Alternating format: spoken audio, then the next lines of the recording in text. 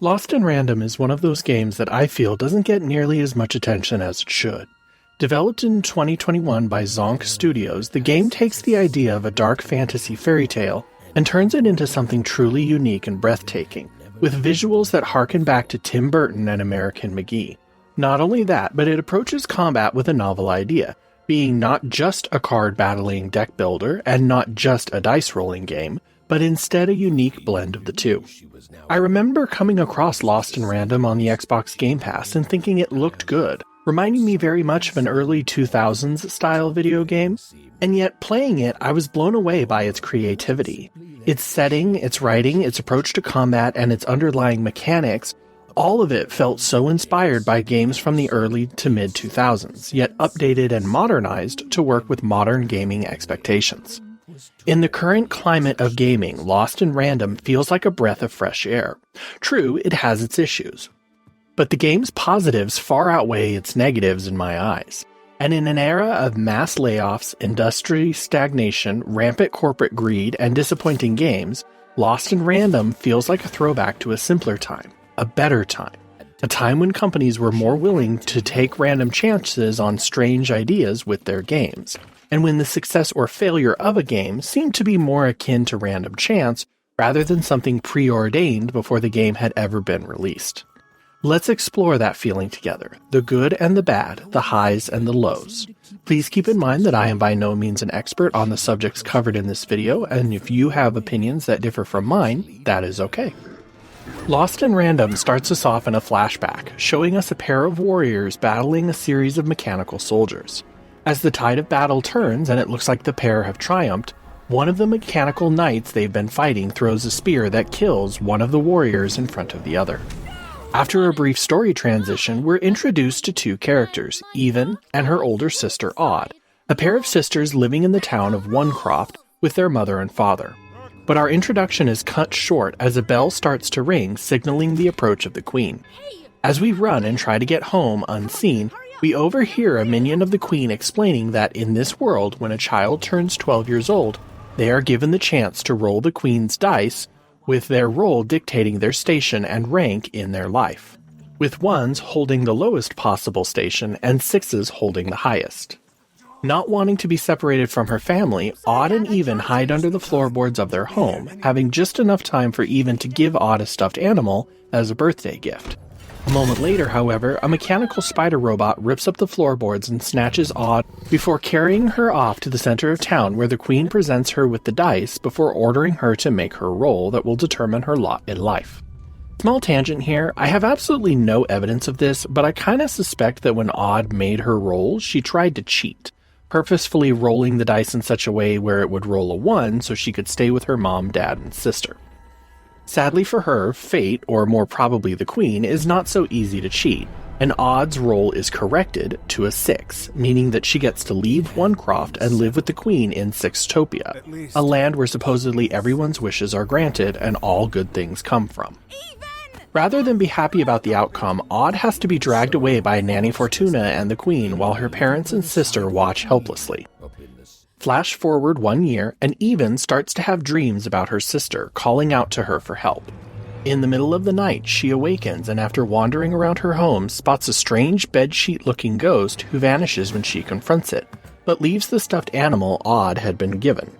Following the ghost, we're given a chance to explore Onecroft a little. It's about what you'd expect for an opening area, though there are several pots to break for money and 2 pages of some kind of secret storybook to collect. Eventually, the ghost leads us out of town and deep into the junkyard where we find a dead dice machine. Exploring inside, the long-dead beast has us finding several strange cards and a bottle of little black dots that seem to be alive. Pocketing both items, Even continues her way and quickly finds herself at the docks where a large ship is just about to leave.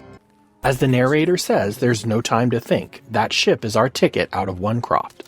Sneaking through the docks, we snag a few more pots for some quick cash, and a page from this mystery storybook before scaling the side of the ship and talking our way into a cargo room with another stowaway named Herman. Closing our eyes, we again have a dream about our sister, but when we awaken, the ship is caught in a storm and everyone is abandoning the vessel. Grabbing an umbrella, we jump and quickly find ourselves carried off to a strange new land. Probably the first thing that will grab most players of this game is the art style, which is firmly locked in the dark fantastical style. The same style that games like American McGee's Alice the Madness series and Tim Burton's seem to thrive on. Everything from the characters, the setting, the enemies, and even the menus follow this aesthetic, which is absolutely gorgeous to look at. Everything has such a genuinely twisted and dark fairy tale look to it, from the ramshackled streets and alleyways of Onecroft to the war-torn trenches found in the Kingdom of Threedom and the Valley of the Dice Wielders. The game takes the idea of a dark fantasy setting and almost seems to regress it, viewing it and then reconstructing its world from the perspective of a child. We, the player, might know what's being hinted at or implied, especially with some of the more sinister-styled characters and locations, but it's only because we can read between the lines as mature adults, whereas the child's perspective is honest and innocent, as it sees most things as they are represented to be, at least on the surface. As I've mentioned before, this game invokes, for me, the aesthetic of Alice the Madness Returns, particularly in the first few levels. Onecroft has this kind of almost teapot punk feel to it that reminds me very strongly of the Hatter's Domain from Madness Returns. And I particularly love how it feels like a town situated at the very end of known lands, and that to venture too far beyond it is to step into the unknown and the mysterious. The game has plenty ideas of its own though. In particular, I'm a huge fan of the Dark Queen. I love how she looks oily and liquid in appearance, while also having a bird-like design because of her mask and shoulders. And I really enjoy that in the Valley of the Dice, there's not only 6-sided dice, but also 4-sided and 8-sided dice as well. A nice little nod to the different styles of dice used in different types of games. In addition, the entire world has this old, run-down feel to it. Nothing is shiny and new, not even the things that are newer to the world like the Queen's robots. Even they're made out of old scrap and worn bits of metal, though that makes them no less lethal. Even the glittering and gleaming land of the Sixers can't escape this fate, though it does change aesthetics, going from rusted metal to crumbling cardboard.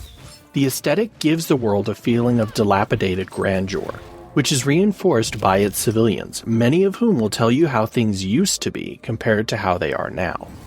The entire setting of Lost in Random feels like a fairy tale, but one that's aged and old.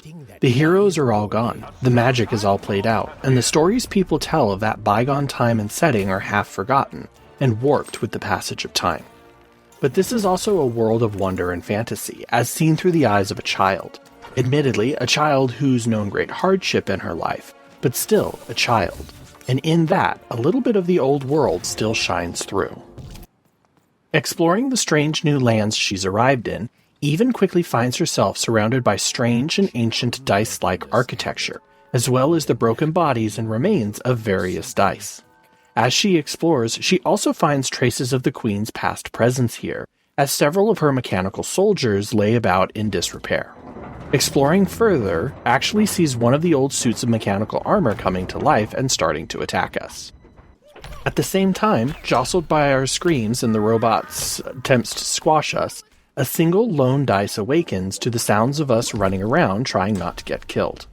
As we continue to do our best to avoid being flattened like a pancake, the dice makes its way closer, until the crumbling architecture around it breaks and drops the dice to the ground, while at the same time dropping a huge stone dice on the robot that's attacking us. After initially freaking out over meeting a living dice, Even and Dicey team up and begin to explore further into these ancient ruins. We'll talk about the game's combat in a few minutes, but this is the point in the game where we're introduced to its basic loop.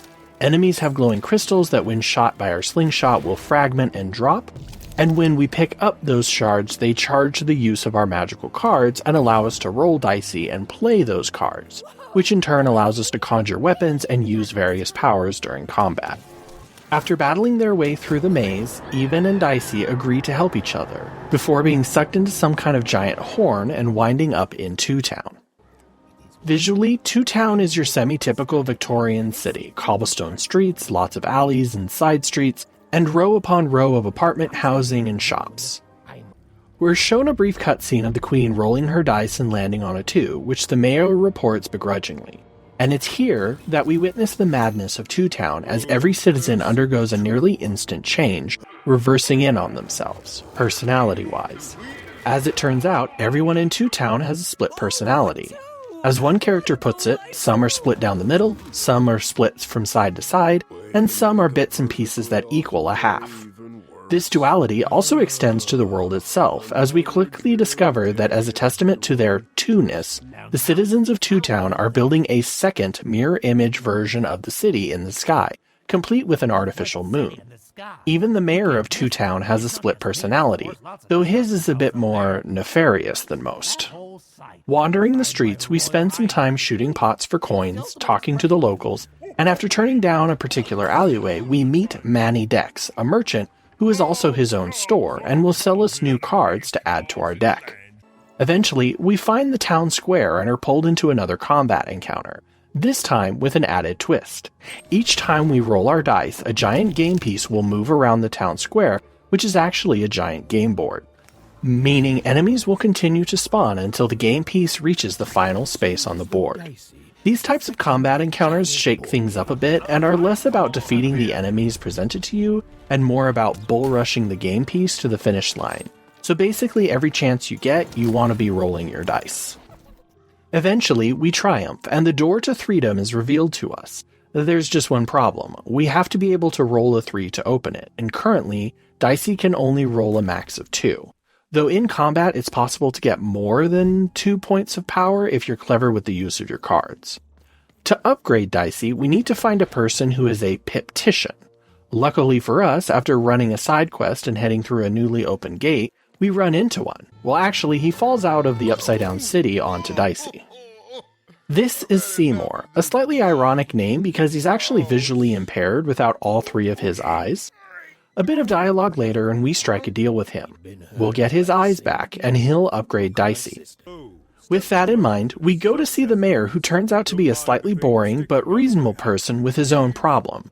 Mainly that there's something akin to an evil twin growing out of the top of his hat and trying to take over the upside-down city above us.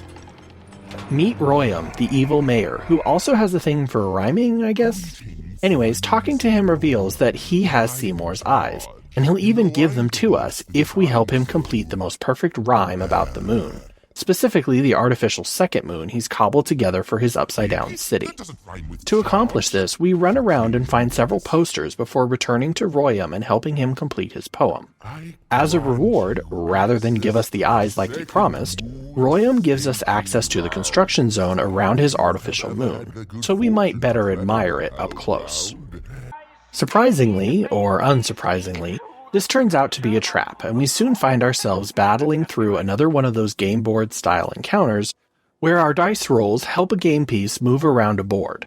Unlike the one in the town square though, this one is much more complex with more enemies and multiple sections of board to play through. It's also here that the game starts to use projectile enemies. Robots that work for the Queen that are armed with guns rather than swords or maces like before. If you're skilled enough, you can actually kind of use them to your advantage, as the shots that they fire will hurt their allies if you manage to bait them into shooting them.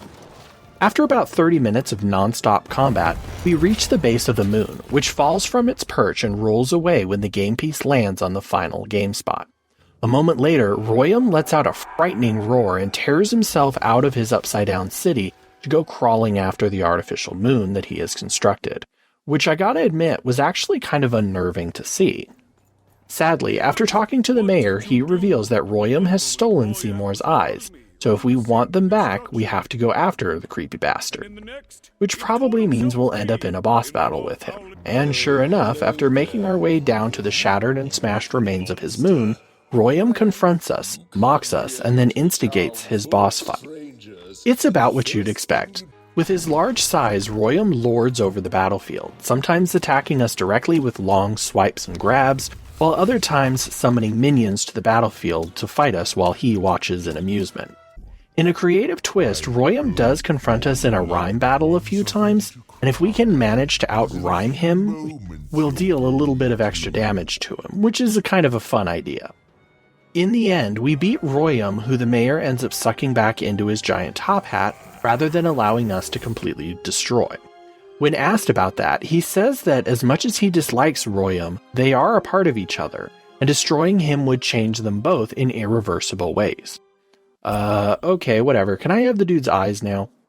Returning Seymour's eyes to him has him helping us upgrade Dicey, who can now roll up to a 3 in combat. It also means that we can go to the town square and open that door to the next part of the game, the Kingdom of Threedom. Combat in Lost in Random is one of my favorite aspects of the game, which is kind of funny for me to say, because usually I'm not a fan of deck builders. I learned very quickly in my youth, when Pokemon and Yu-Gi-Oh cards were all the rage, that I did not have the favor of the cards most of the time. But Lost in Random has a fun twist on this idea, incorporating dice rolls into the combat loop, which dictates the amount of power you have and the number of cards that you can play per roll. So if you roll a 6, you can play any combination of cards, so long as their total power is equal to or under 6, with some cards offering bonus plays or reductions if played in certain orders or with other certain cards. Also, while selecting your card, time freezes, allowing you to take a strategic look at the battlefield and set up your attacks. And to keep the player from being able to spam their most powerful abilities, the cards drawn are completely random, meaning you might have a single super powerful card in your deck, but you might not get to play it if, for 1, you don't roll the dice high enough to meet the card's power requirements, or 2, the card doesn't appear in your random draw. Another nice little detail is that cards are not a one-time use item either, meaning you don't have to worry about saving it for later if you're like me and like to stay at full health at all times. The cards themselves offer a pretty wide array of powers and weapons, everything from swords, bows, and bombs, to acid-spewing toads, fire ghosts that wander around the arenas, and even cards that replenish your power as you play them. And the cards are well balanced too, with none of them being a one-hit kill or an insta-win, though the triple bomb card is certainly an ace in the player's sleeve when they're able to play it. I will confess that as the game progressed, I did start to encounter combat segments that I felt lasted a little too long, where I had to fight 4 and 5 waves of enemies instead of just the more reasonable 2 or 3 waves. The enemies in this game are decent enough, however, with your main enemy being the Queen's mechanical sword guard, though eventually ranged guards, spear guards, and other mechanical monstrosities get thrown into the mix, along with various flying, crawling, and exploding enemies. Overall, combat in Lost in Random is a novel and enjoyable mix of hack and slash comboed with deck building and dice rolling. Personally, I found it to be highly engaging and interesting, with each roll of the dice and play of my cards changing the encounter, sometimes for better or for worse, but usually always maintaining the same level of excitement.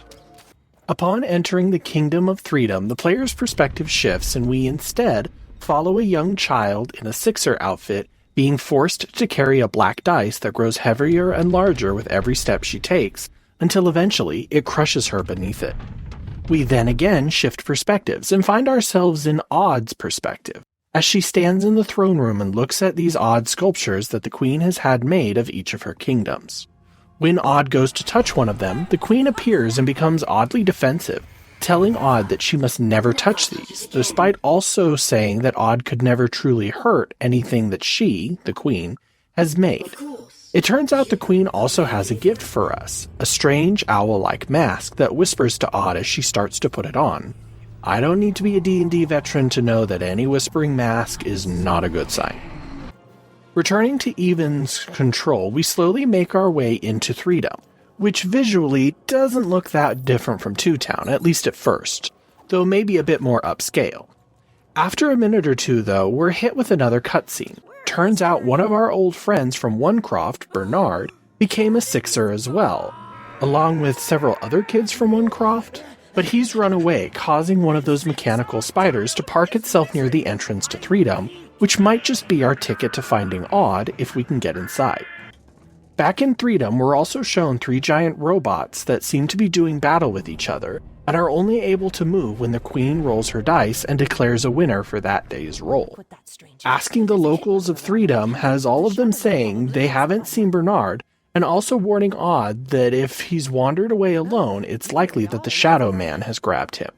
When we ask about the Shadow Man, we're taught a creepy little poem that they have about him, and directed to a back alley street where we're able to temporarily turn off the power to the street lights and lamps around us. Almost instantly after doing so, this Shadow Man appears and taunts us, unzipping his chest to reveal that he does in fact have Bernard, and that he might be willing to spare him and even give him back if Even is willing to do something for him. It turns out those 3 robots we saw battling earlier belong to the children of the late king, the Duke, the Duchess, and the Count, each of them believing the other killed the king and is now battling to gain control of the kingdom. This in turn has made the lives of those in Threedom worse than they were before, meaning people are no longer afraid of the Shadow Man. The horrors they see daily are worse than him, and he doesn't like that. So if we want to get our friend back, we have to put an end to the war. Typical stuff an 11-year-old girl can do. Making our way towards the war zone, we run into Nefka, who is the former king's bodyguard. She's not doing so well either, and is having a lot of issues with her memory. But she knows the memories are somewhere in her head, and tasks us with bringing her 3 objects, plus the weapon that murdered the king. If we can do that, she could remember what happened that night. Again, typical 11-year-old girl stuff. Heading into the trenches, we make our way around and meet the 3 claimants to the throne, the Duke, the Count, and the Duchess. I'm not going to spend a ton of time discussing each of them because they're all very one-dimensional characters. All you really need to know is that the Count is paranoid that pretty much everyone around him is an assassin. The Duke is a spoiled rich brat who cares very little about the war and instead only about experiencing new things. And the Duchess is a woman who, if I'm being honest, would probably have steamrolled over the other 2 contenders were it not for the rules imposed by the Queen of Random. When we speak to each of the claimants, they all have quests for us, and upon completing those quests, we are rewarded with items that we can bring back to Nefka to help her remember what happened on the night the king was murdered. But it's the killer's weapon itself that yields the most interesting result, as when we go to remove it, the old king's iron colossus whirs to life and allows the Dark Queen to speak to us for the first time. At first, she's rather condescending and dismissive to us, but when she realizes that we have a dice, her tune changes and she becomes more concerned about our efforts to rescue our sister.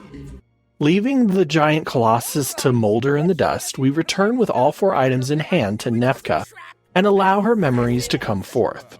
Calling the 3 contenders to the throne together, Nefka reveals that it was the Shadow Man who killed the king, a revelation that when he is confronted with, makes the Shadow Man disappear and drop Bernard. Rightly so, Odd chastises the 3 siblings before storming off, and after talking with Bernard and gathering a little information, Odd uses Bernard's old Sixer uniform to sneak aboard the mechanical spider carriage from before. Here, we're given a chance to talk with a few other Sixer children, all of whom are coping with the trauma of being taken from their friends and family in various ways. Heading to the top of the carriage sees us confronting another child from Onecroft, Lucky. Back in Onecroft, she was a bully, and now she declares that she always knew she was a Sixer, and that we are unworthy to be here since we did not roll a 6 on the Queen's black dice. She then rats us out to Nanny Fortuna, and we are forced to fight the big bad witch. Her fight isn't super hard though, you just have to remember to keep moving. Luckily, I've got some decent cards by now, so I'm able to put the smackdown on the old nanny pretty consistently. Doing so sees the spider carriage we're on becoming damaged, and has even being separated from Dicey as our dice falls out of a large window, while we manage to hold on. For a moment, it does look like Lucky might try and save us, but as she goes to pull us back inside, the Dark Queen arrives and sees Lucky's bully personality reassert itself, pushing us out of the carriage and into the unknown below, before asking the Queen if she did good. The NPCs of Lost in Random are a hodgepodge of humans, anthropomorphic animals, and strange monster-like creatures. The game does have a slightly limited selection, and it has a tendency to repeat models pretty regularly, with there being maybe a dozen or so. That being said, the models are of decent quality, especially the more exaggerated-looking ones. In particular, I really love the look of this long, tall fellow, as well as the model for the Shadow Man, who is probably one of my top 5 NPCs in this game. I love how Burton-esque these characters feel, and how even when they share the same model as someone else in another part of the kingdom, their personalities are completely different.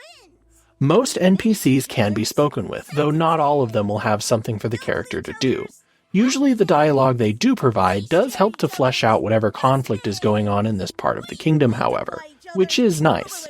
Actually, some of the dialogue trees can get pretty lengthy, having anywhere from 2 to 6 branches that you can ask about, depending on who you're talking to, which for a lore junkie like me is really nice and appreciated. The voice work for each character is pretty well done, though one or two of them do feel a little less professional than the others. The game has an almost Dr. Seussian meets Tim Burton approach to its dialogue, with minor characters conversing almost normally with the main character, while those with side quests or importance to the main quest often have big, bombastic personalities combined with overly emotional and emotive or exaggerated ways of speaking, which is by no means a criticism from me. Overall, the game uses its side characters to great effect, better than even some AAA modern studios, I'd say, who seem to view NPCs as throwaway assets that exist to simply see how many they can cram on the screen at any given time.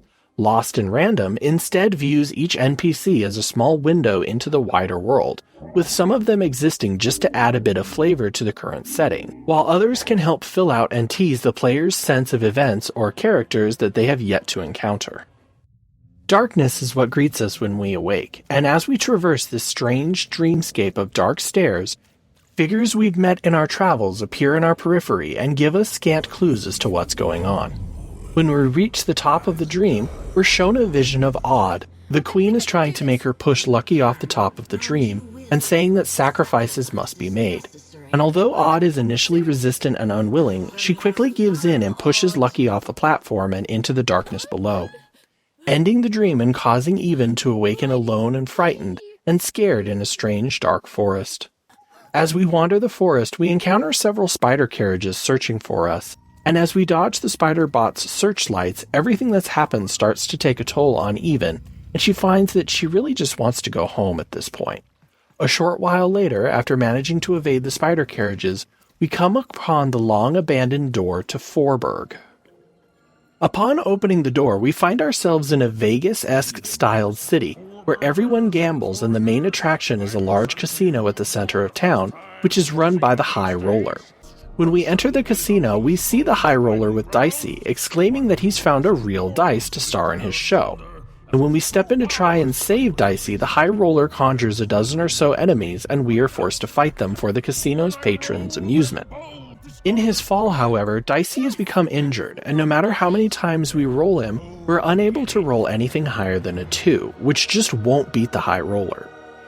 In the end, we're thrown out of the casino, and it's then that we run into someone who's probably the shadiest looking teenage boy I have ever seen in my life. Seriously, everything about this kid screams shifty and untrustworthy. Meet Ludo Betts, one half of a pair of brothers, an owner of a magical bag of holding, and a people smuggler who, upon hearing that we just want to go home, makes us an offer. Help us get his brother back, who he gambled and lost at the casino, and he'll help us get back home using his magical bag and his people smuggling skills. Ignoring the fact that everything about this guy tells me he's a budding serial killer, Even agrees to the deal, and we set about exploring Fourburg. Quickly, we learn that everything in the city revolves around gambling, with people coming from all over Random to try their luck and hopefully win big, though often losing. After a bit of wandering, we do spot a familiar face, Seymour from Two Town. Instantly sensing our downed mood and lack of confidence, Seymour does his best to cheer us up, while also pointing out that all hope isn't lost yet. In our current state, we can't beat the High Roller because the highest we can roll with Dicey is a 3. And the High Roller always rolls 4s. Lucky for us, Seymour might know someone who can help, a witch named Uma. Unlucky for us, they're hidden away and we'll have to find them. Seymour suggests asking around the Soothsayer's camp on the edge of town, as Uma is more likely to interact with people of a more mystical persuasion. Finding the camp is a little tricky, but asking around it has most of the Soothsayers seeming to know of Uma and being either afraid or very cautious of her. That is until we meet the Rug Weaver, who barely even acknowledges that we've asked about Uma, and instead talks about the weave and how she needs 3 threads to complete her latest rug. Of the 3 quests she gives us, 2 of them are pretty stock standard. All of them involve us going to some kind of arena and paddling our way through enemies while our dice rolls controls some kind of external aspect of the game, such as moving a game piece around the board or dropping a certain number of mines into a hole. But one quest does have some slightly interesting lore attached to it. Talking with a human character, we learn that he used to be a dice wielder like we are, and that he fought long ago in the War of No Dice against the Queen when she first began to change random. Up until this point, no one has ever outright confessed to being a dice wielder like us, though I suspect we have met a couple of them in the previous cities. The man tells us of how, during a battle, he lost, making a bad roll that as a result got a lot of people killed, and afterwards he couldn't bring himself to wield his dice anymore. Eventually, he and his dice drifted apart. Though he's always dreamed of finding her again, he just never built up the courage to do so. Luckily for him, I've got courage to spare. Unfortunately for him, completing the mission has us finding the corpse of his former dice at the end of the arena. Returning to him, we give him the bad news as well as return the corpse of his dice, and he bemoans the lost years that they could have spent together if he had just had more courage, but also sees him vowing to bury his dice and live the rest of his days at peace with what has happened. Returning to the rug weaver, we provide her with the threads given to us by the 3 quest givers and watch as she finishes her latest rug. When it's completed, she tells us to close our eyes, and when we do, we find ourselves in a hidden place, an ancient ruin where we get some ancient history on the world before coming face to face with Uma, who turns out to be a giant frog witch. Uma explains that while she did not make the dice themselves, she does provide the pips, the little black dots that denote the sides of the dice. All pips come from her. She drops some lore on us that there used to be more of her kind, but that, in an attempt to control random, the Queen hunted them all down, all but her. Uma then drops some pretty standard, your enemy is only unbeatable if you believe them to be, and have faith in yourself lines, before gifting Dicey his 4th and 5th pips, granting us the ability to outroll the high roller. Which is just what we do, returning to the casino and battling the high roller's robots before defeating him. For a moment, even looks like she might succumb to a dark side of her, looking as if she might actually kill the high roller, but in the end she relents and tells him to run away before freeing Ludo's brother and reuniting the two. And it's here that I do have a slight issue with the writing of the game. When Even first arrived in Fourburg, she was lost, scared, and missing her only friend. It was completely understandable for her to want to return home. But now, after everything she's overcome to beat the high roller, I'd have expected this desire to change, or for her to have at least rebuilt some of her confidence so that she can continue on to try and save her sister. As a player, I wish the game would give me some kind of a choice here, either electing to go back to Onecroft or to say to myself, you know, I think I can do this. Sadly, this is not the case, as upon returning the Bag Brothers together, we willingly climb into their bag of holding and wait for them to take us back to Onecroft, which as it turns out was an absolutely horrible idea, as the bag is filled with the lost souls of other people that the brothers have tricked into climbing into the bag, and then were left to rot and die there. Of course, we're not just anyone on the account of us having a dice, and the brothers know this. In a sequence that, at least to me, was genuinely creepy and scary, the brothers not only show us their true demonic and twisted forms, but also descend into the bag and do battle with us. And although they aren't hard to battle, they're definitely creepy. The way they slowly move towards you, hissing and snarling while holding their little candles. The battle with them isn't particularly hard, but the confined arena of the bag does add a bit of challenge to it. Nevertheless, Even and Dicey prevail, and in so doing, one of the Bag Brothers accidentally cuts the inside of the bag with his dagger, allowing us and them to escape. Doing so also magically ages the brothers, rapidly turning them into skeletons, who rather than try to kill us again, beckon for us to follow them.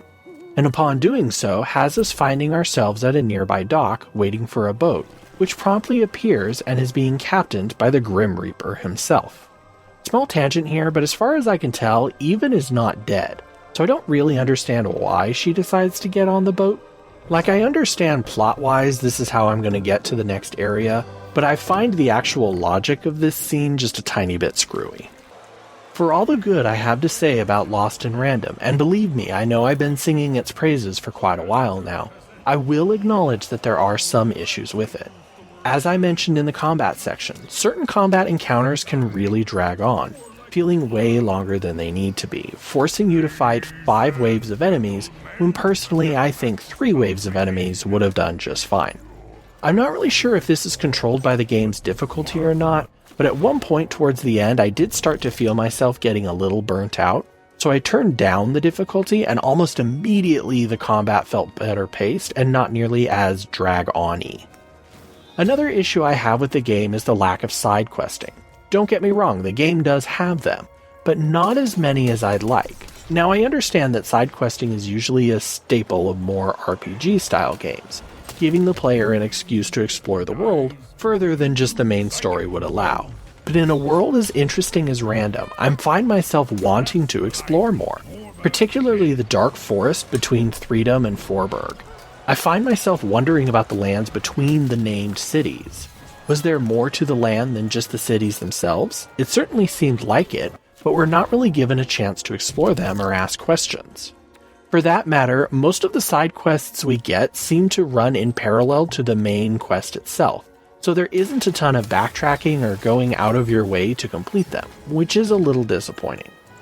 Another minor complaint I do have is about the in-game economy and the number of cards that are available to the player. In total, there are 60 cards in the game, most of which you will purchase through Manny Dex, the living store, using coins you find in your adventures or are awarded after battles. And while that's all fine and good, it leaves me wanting more. I was particularly disappointed when I'd complete a side quest and they'd give me a card, only for it to be a card that I already had. I think this game would have been more fun if there had been more card variety. Or if the cards you get from doing side questing were unique cards that you could not get anywhere else, therefore making those few side quests that there are special and more meaningful. Overall, these complaints are pretty minor though, as I feel Lost in Random does a lot more right with its setting, story, and mechanics than it does wrong. Also, I just want to mention from a technical standpoint, I didn't experience any texture pop-ins, tearing, freezing, or crashing of any kind. While traveling on the Grim Reaper's boat, Even falls asleep and again has one of her dreams. In this dream, though, her sister is combative, resentful, and doesn't want to return home. She berates Even for trying to take her away, for taking so long to get there, and for being distracted by the royalty of Threedom and the mayor of Two Town, all while wearing that creepy mask the queen had given her before. In the end, she rejects Even's attempts to save her, calling her an agent of chaos before actually attacking Even in an attempt to strangle her. Waking with a jolt, Even becomes overwhelmed and starts to cry. An understandable reaction, I feel, based off everything she's gone through and what just happened. Doing her best to try to pull herself together, Even talks absent-mindedly to the Grim Reaper, saying she didn't want any of this, how she just wants to save her sister and go home, but now she isn't exactly sure what she wants anymore. The Grim Reaper, on the other hand, isn't having any of this and tells Even to stop having her little pity party, that unlike most people, she has a magical dice at her side, which is more than anyone else has, and that unlike everyone else, she actually has the power to change things for the better. He then gifts Even and Dicey with the last set of pips, upgrading Dicey to be able to roll a 6, before wishing Even a happy 12th birthday and dropping her off at the shores of Fivetropolis. In Fivetropolis, we're thankfully provided a pretty streamlined experience without much side questing or optional areas, as admittedly by this point in the game, I'm ready to start wrapping things up. Talking to some of the residents of the city reveals its history. That this city used to make all of the cards that all the ancient dice wielders used back in the day, and that without the cards, dice were basically useless, and how the queen took over the town, stripped away its magic, and has left it as just a boring factory today to turn out her robots. Wandering around, we soon find ourselves called to by a mysterious yet somehow familiar voice. Finding its source reveals it to be known as the Visionary, one of 5 mystical card makers left in the city. Talking with him reveals that all cards start with him, as his eyes allow him to peer into the what could be and the might be to find the what should be. When he does this with us, he plucks the start of our very own dream card out of the aether, and sends it along the conveyor belt to the next card maker, the painter. He also gives us a somewhat familiar random floating eye and tells us to hurry. From here, the level becomes a pretty on-rails event, with us running to keep up with our card as it moves through the various stages of creation. The painter paints our card, imbuing it with its first forms of magic. Next comes the gluer, who affixes it to the card backing and grounds it in our reality. Then the alchemist, using the ingredients of our world to focus the card's magic. And lastly, the rule maker, giving it the final tweak to ensure that the card itself does not violate any known rules. Honestly, this sequence would be kind of boring and monotonous were it not for 3 different things. 1. About halfway through the chain of card makers, the Queen apparently finds and arrests the narrator of the story, replacing him and using her powers to try and turn us away from our quest by attempting to make us doubt ourselves, turn our allies against us, and even just making stuff up about us deciding to just give up right then and there. Honestly, I kinda like this, as I thought it was a neat idea to usurp the position of the narrator and use that as a means to defeat your enemies. And in some ways it does work, as with each attempt Even does start to feel worse and worse, though she ultimately does prevail. Secondly, the Queen introduces a new and very dangerous enemy into the battles we face along the way. Meet the Queen's Shadow, a giant, vaguely queen-shaped goo creature with a particularly powerful and surprising ability. Throughout the game so far, when we roll dicey to play our cards, time stops, allowing us to survey the battlefield at our leisure and decide which cards would be best used when and where. The Queen's Shadow, on the other hand, is able to move even when we're in this time-frozen state, albeit at a reduced speed. She also hits pretty hard, with a single one of her attacks dealing as much damage as 2 normal attacks. Again, I kinda like this. It changes up the pace of combat and takes away a player's safe space. I also kinda dig on the design of the Queen's Shadow, which definitely draws some inspiration from how a child might draw the Queen. It's also not a one-and-done enemy type, showing up each time we meet a new card maker and having to do battle with it before the card can continue on. And thirdly, the lore junkie in me is especially enjoying understanding how these cards are made, the science and the magic that goes into it. It's such a small detail, but it's really kind of interesting to know that every card that's in my deck had to go through this process. After going through the entire process, we speak with the rule maker, and he tells us that our card needs one more ritual to be complete, and it will require all of the card makers to meet at the top of the tallest smokestack in 5tropolis. When we reach it, we indeed find all 5 card makers gathered for probably the first time in decades.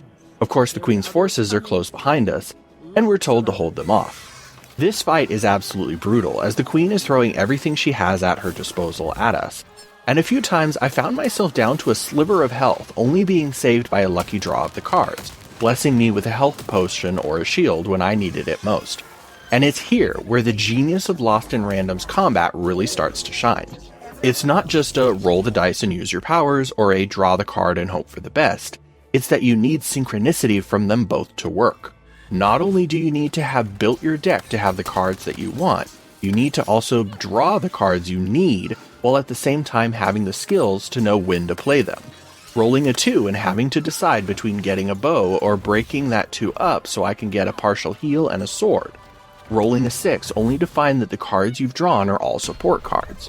These types of things will happen, all of them in random, and that's what sets the game apart from other deck builders and dice rollers.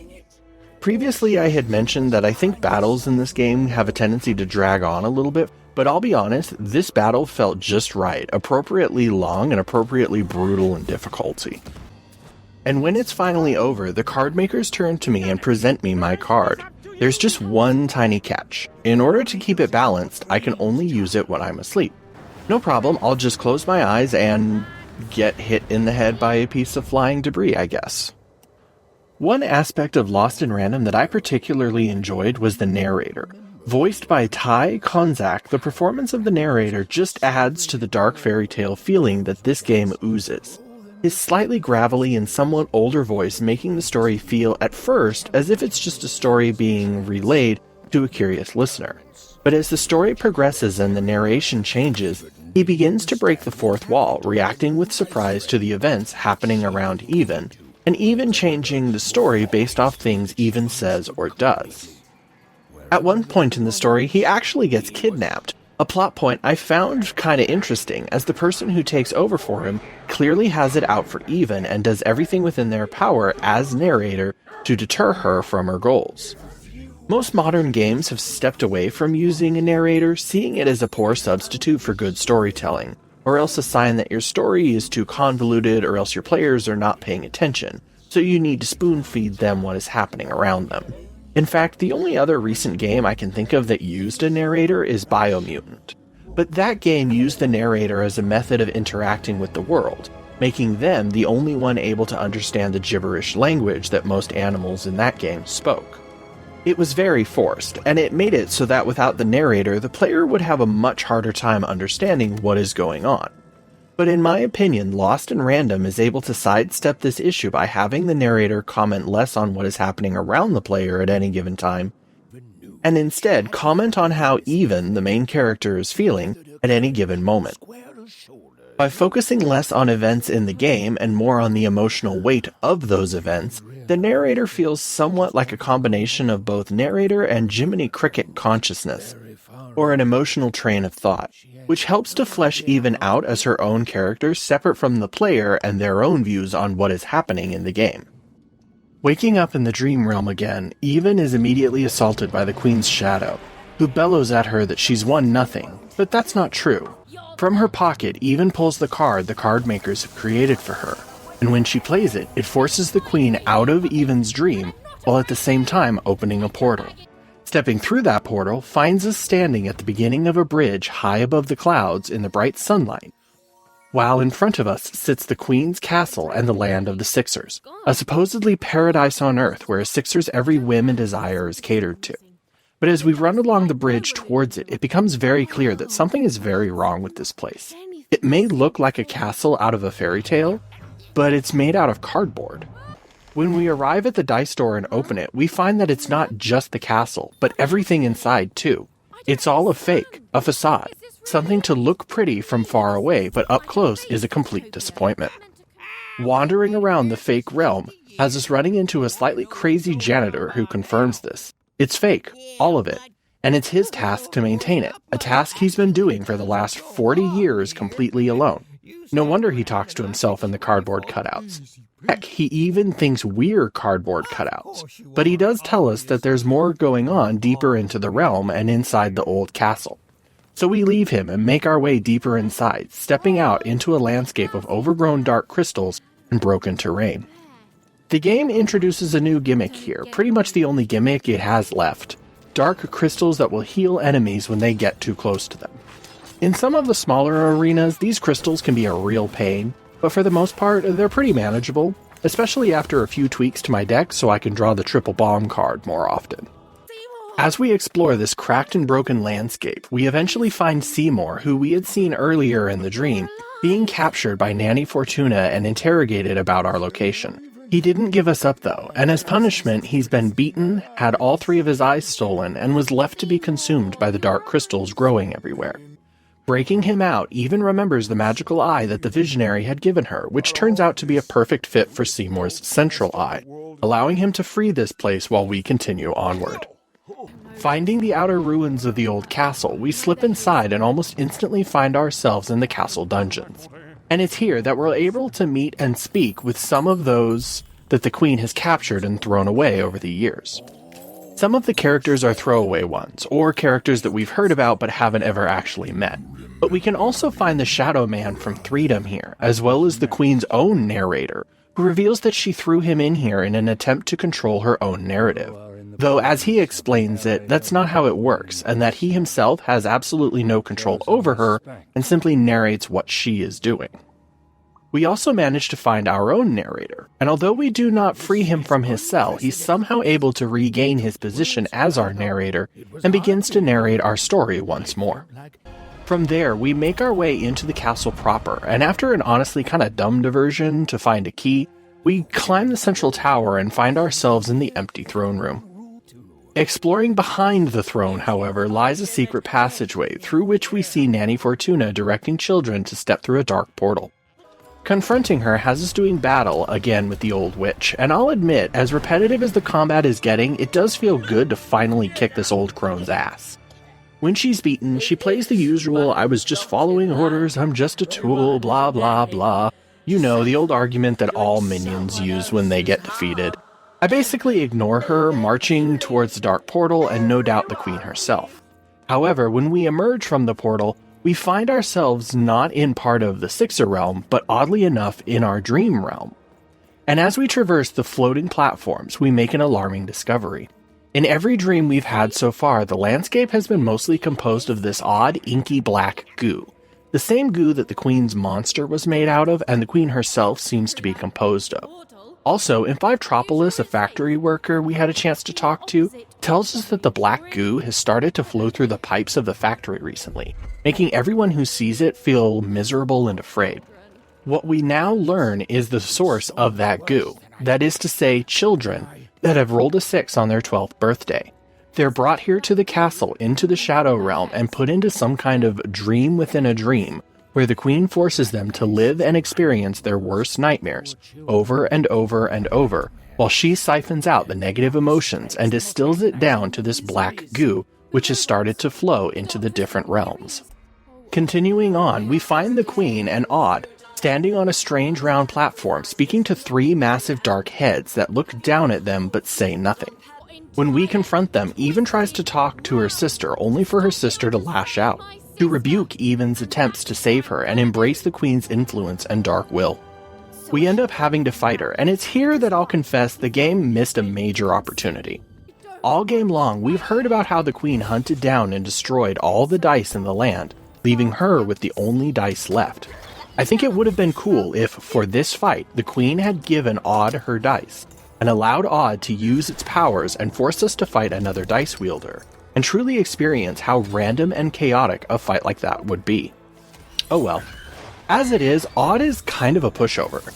She's got a short teleport/attack, and she can make dark copies of herself, but that's pretty much it.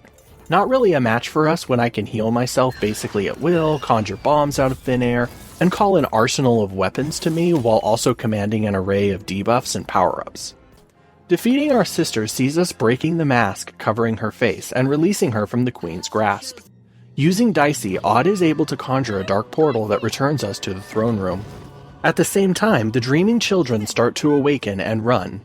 Back in the real world, we duck into a secret passage that Odd found and find ourselves in a secret room under the palace, where we find a slightly familiar-looking girl suspended in a time bubble, not unlike what happens when we roll our dice. Before we can do much else though, the Queen appears and it's time for a boss battle. But I gotta be honest, she's not that hard to beat. Like, at all. She has a few flurry attacks with her sword, and she can teleport around the battlefield, but she's not much different from Odd. In fact, I think her Queen's shadow monsters were a harder fight, since they could move when I had frozen time. She doesn't even use her dice in this battle, which to me was a major disappointment.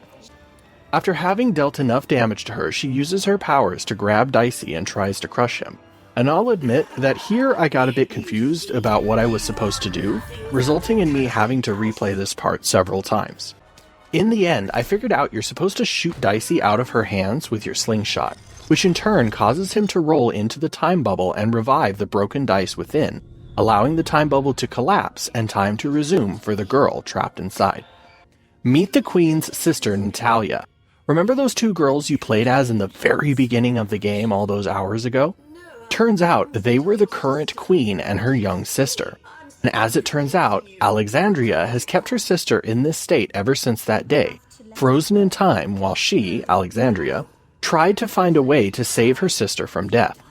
In her search, she found the 3 heads, 3 dark lords that promised her power in exchange for service, you know, the usual Faustian bargain. But with the Queen's dice remade and times restarted, Natalia begs her sister to allow her to finally die. And although Alexandria is resistant at first, her sister convinces her by saying how much Alexandria has changed, and how even when time is frozen, she is in a constant state of pain and agony. Realizing her mistake, Alexandria and her sister say goodbye before Natalia passes away. With the death of her sister, the Queen becomes freed from whatever bargain she had made with the Dark Lords, and almost instantly turns on them, bellowing that she's not afraid of death anymore before telling us to run. Doing so, we flee the palace as the entire structure shakes and crumbles around us. And as we run, we manage to find several Sixer children who are running away as well. Reaching a cliff's edge, all hope seems lost, only for Dicey to produce a number of umbrellas, and like before, grabbing hold of them, we jump. Even, Odd, and the other children float away into the unknown, but hopefully to a better future. Okay, so I gotta be honest, that whole ending was a bit abrupt to me, and it introduced several characters and ideas that I felt should have been better handled. 1. The Sixer Children. So the whole concept of the Sixer child being the source of the black goo is a little vague to me. Like, don't get me wrong, I understand the concept behind it. Harvest the kid's nightmares, turn it into goo, said goo then gets pumped into the different realms, causing despair and sorrow to grow amongst the population, who in turn probably start to have their own nightmares. It's a self-perpetuating cycle. But why is it only the Sixer Children? Is there something special about them? Now, I do have a theory that Sixer Children would have, in the past, grown up to become powerful dice wielders. But I really have no evidence for this beyond a single line of dialogue in a random side quest where Bernard, the Sixer boy we saved from the Shadow Man, somehow ends up in the Valley of the Dice and finds another living dice of his own. Secondly, the Three Heads. While the design of the Three Heads is rather interesting, and you can find references to them sprinkled throughout the various levels of Lost and Random, we don't really learn much of anything about them. In 5 Tropolis, there is a leader of a cult dedicated to them, and he provides the most details about them, but even then, we really don't learn that much. Who are they? Where did they come from? What do they want? Now yes, we can infer some things about them, but concrete answers for them are hard to come by, and that bothers the lore master side of my brain quite a bit. Number 3. The Queen's Bargain. What exactly was the nature of the Queen's Bargain with the Three Heads? Like, yes, we can assume the ultimate conclusion of the deal would have been the resurrection of the Queen's sister. But, like, what else? And why was it taking so long? I think it's safe to assume that for her part of the deal, the Queen destroying the dice wielders and their dice as a way to make the world easier to conquer, possibly for some future invasion of the Three Heads' forces. It's possible the harvesting of the Sixer's children's nightmares was also part of this bargain, but I just can't quite see how it all fits together. And it seems odd to me that the Queen would agree to a bargain that didn't have an immediate tangible result on her sister's well-being, even if at the time of making the deal she was still just a child. And lastly, the ending itself, with Odd, Even, and the other Sixer children jumping into the unknown. Don't get me wrong, I wasn't expecting an "and they all lived happily ever after" style ending, but after an entire game of trying to save her sister, I was hoping that Odd and Even would get a chance to speak with each other. In fact, now that I think on it, we really don't know that much about Odd as a person, just that she's the older sister. But we're never really given enough time to learn about her personality or her character. Now, admittedly, I'm also not a fan of the "and they all jumped off the cliff with their umbrellas and drifted away" part of the ending either, but I suppose you gotta leave yourself room for a sequel somehow. It's just that these issues that I've brought up make this ending feel really rushed and kind of half-assed. It almost makes me feel like I've missed something, like I need to go back and replay this game, talk to every NPC I find, and find all the pages of the secret storybook. And after spending about 10 hours with this game, as much as I do enjoy it, that is a deeply unsatisfying feeling to leave off on. Lost in Random was a game I've been looking forward to talking about for quite a while now, and yet when it came time for me to do so, I found myself a little stumped. See, I like to approach my reviews with a core theme or idea at their center, like how Biomutant's idea of a natural world was false, or how Vampire explored the duality of being a vampire doctor. It helps to sort of ground the review and give me an overall message that I want to convey. And yet, Lost in Random kinda stumped me. Originally, I was going to talk about the game in terms of trauma and how a person's mind copes with it, how the trauma of losing her sister coaxed Even, the main character, into becoming a hero, while conversely the loss of her sister forced the Queen into becoming the corrupt, dark villain. But that just didn't quite feel right. Then I had this idea about, well, maybe I could talk about it in terms of how it's a bit of a throwback style game, how its gameplay harkens back to the old platformers and early adventure games from the Xbox original and PlayStation 2 era, particularly the American McGee games. But again, that didn't feel quite right either, though admittedly it did feel better than the first idea. In the end, the game itself told me what it wanted its video to be about. I had just made it to the level of Threedom and I was wandering around, just taking in the sights of this new world area, and I realized I was having fun. But not the kind of fun I have with most modern video games. Nowadays, when I play a game, there's always an aspect of, this game has X mechanic and am I enjoying it? Games today have so many facets and mechanics in them that even if you don't like, say, the exploration in No Man's Sky, you might still be able to enjoy the game because of its grind-style economic loop. But when I was younger, back when the moon was new and dinosaurs still roamed the earth, games were much, much simpler. Most games only had two metrics by which they were judged: their writing and their gameplay, and very few games had different kinds of gameplay in them. Games were less you might enjoy this aspect or facet, and more you either like it or you don't. And at least for me, Lost in Random was able to tap into that in a way that almost no game has been able to do so in the last 20 years. It was able to bring me back to how it felt to game as a child, when each new game was full of possibility and had the potential to be the next greatest game ever made. This game was able to do something that few games have ever been able to do with me as a gamer: put down my analytical thinking and just play. Just enjoy the game for what it is and what it wanted to be, rather than what I wanted it to be. Simply put, the game was able to make me enjoy it for what it was: a dark fantasy fairy tale full of strange and wacky characters, combined with a unique setting and a novel blend of dice and card-based combat. And it would seem that enough people agreed with me and felt the same way, as while I was working on the video for this game, Zoink Studios, the developers of Lost in Random, announced an upcoming sequel, though they have pivoted away from the fully 3D environments and storytelling, instead opting for an isometric roguelike style, which, if I'm being honest, I'm about 50-50 on. I do remember thinking a few times a roguelite with randoms mechanics would be pretty cool. It's the isometric angle, however, that's got me a bit hung up, but I suppose we'll just have to wait and see. Though, if you have an Xbox, there is a demo for Lost in Random: The Eternal Dice that you can download and play right now. As cheesy as it sounds, Lost in Random reminded me that sometimes it's okay to just play a game and enjoy it, to not pick it apart and dissect it, figuring out what parts are good and what parts aren't, what parts to keep and what parts to adjust or throw away. And no, the irony of course is not lost on me, having spent the length of this video doing just that. But this game was able to reach that small part of me, that part of me that used to enjoy games for their whole rather than the sum of their parts. Thanks for watching.